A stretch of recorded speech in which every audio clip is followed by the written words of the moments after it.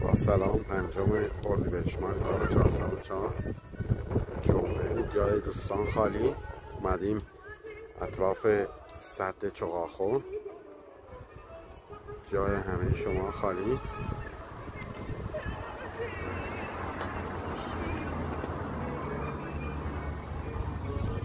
جای دوستان خالی. داریم ثواب میکنیم.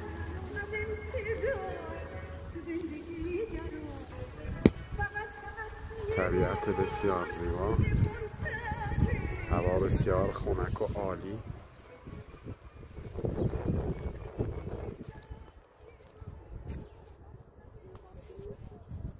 اینم سد چغاخور رو دارید مشاهده میکنید.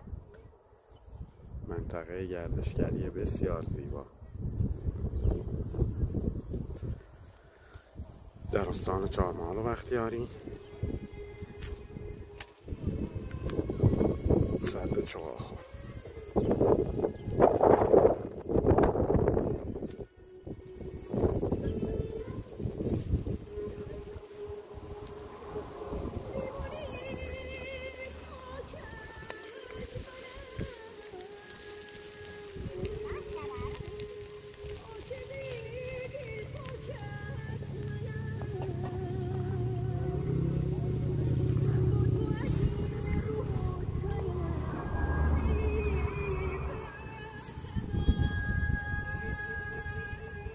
علی آقا را داریم میبینیم، گل پسر بابا